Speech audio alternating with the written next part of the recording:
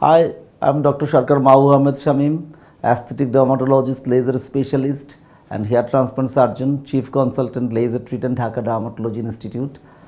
আজকে কথা বলবো আমি মেস্তা নিয়ে বা মেলাসমা নিয়ে। তো এটি সম্পর্কে এটি কীভাবে কেন হয়, কীভাবে হয়, এটি দেখতে চোখ রাখুন।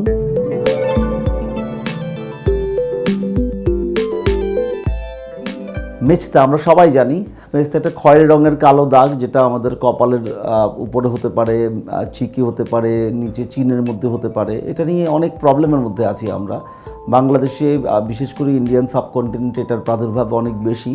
তো কেন মেস্তা হয়, কি হয়, এটা সম্পর্কে আমাদের সকলেরই অনেক প্রশ্ন। তা আমি মূলত যেটা লেটেস্ট ইনোভেশন সেই কারণটাই বলছি। যে প্রথম কথা হচ্ছে যে এটা ফ্যামিলি প্রিডিসপোজিশনটা অনেক বেশি, মানে ফ্যামিলিতে যদি মা বাবা বা ফ্যামিলি কারো থাকে তাহলে এটা হয়ে যাওয়ার সম্ভাবনা অনেক বেশি। তাছাড়া আরেকটা মেইন কারণ হচ্ছে ফটো। আমরা ফটো বলি কী কারণে, সেটা হচ্ছে আপনার আলট্রাভায়োলেট লাইট। সেটা রোদ থেকে হতে পারে, চুলার আগুন থেকে হতে পারে, কম্পিউটার লাইট থেকে হতে পারে, মোবাইল থেকে হতে পারে। আর সারাক্ষণ যে আলট্রাভায়োলেটের এক্সপোজার যদি খুব বেশি থাকে তাহলে মেস্তা হতে পারে। আরেকটা জিনিস হতে পারে মেয়েদের প্রেগনেন্সির সময় হতে পারে, যেহেতু হরমোনাল কারণে হরমোন চেঞ্জ হয়, মেস্তাতে এটা হয়ে যাওয়ার সম্ভাবনা অনেকেরই অনেক বেশি। আরেকটা বড় কারণ হচ্ছে ওরাল কন্ট্রাসেপটিভ পিল বা পোস্ট ম্যানোপোজাল পিল, যেখানের মধ্যে আমরা কিছু হরমোনস পিলের মধ্যে থাকে, সেগুলো আমরা যখন খাই তখনও আসলে মেস্তার প্রাদুর্ভাব অনেক বেশি হয়।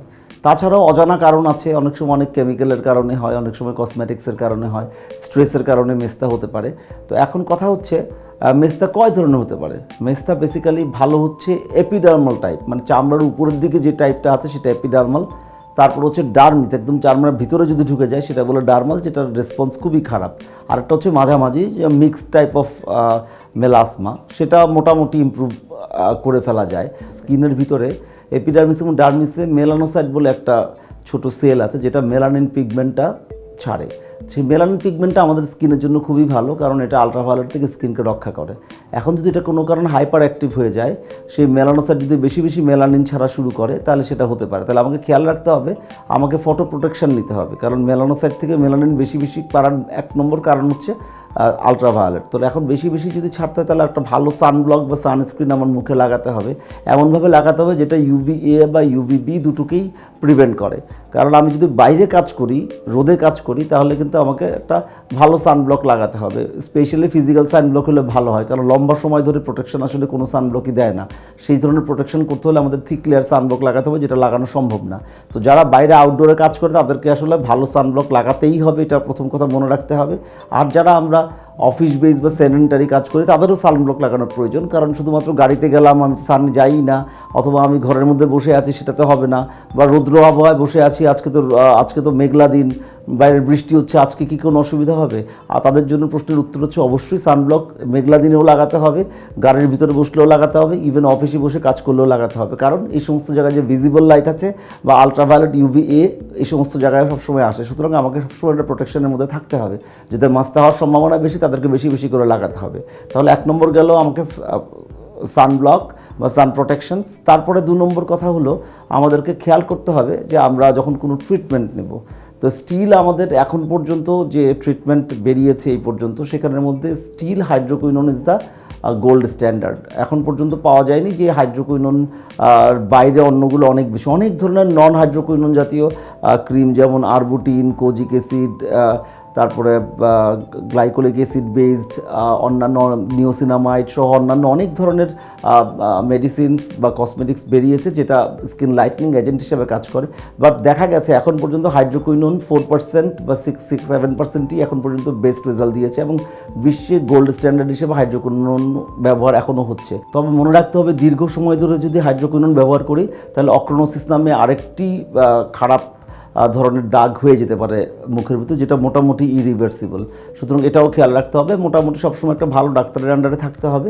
এর সাথে সাথে, কারণ মেস্তা নিয়ে আমাদেরকে অনেকগুলো প্রশ্ন করে, মেস্তা কি 100% ভালো হয়, বা মেস্তা হলে আবার ফেরত আসবে কিনা। তো এখন এটার জন্য প্রশ্নের উত্তর হচ্ছে, মেস্তা যদি এপিডার্মাল টাইপ হয়, আমরা প্রথমেই বলেছি আমরা দুভাবে এই মেস্তার ভাগটা করতে পারি, এপিডার্মাল, ডার্মাল বা মিক্সড। সেটা থ্রু উডস ল্যাম্প এক্সামিনেশন বলে একটা টেস্ট আছে, অথবা আজকাল খুব ভালো করে আমরা ডার্মোস্কোপি দিয়েও করছি। সুতরাং যখন আমরা ধরতে পারবো যে এপিডার্মাল, তাহলে এটা 70-80% পর্যন্ত ভালো রেজাল্ট পাওয়া যাবে বলে দেওয়া যায়।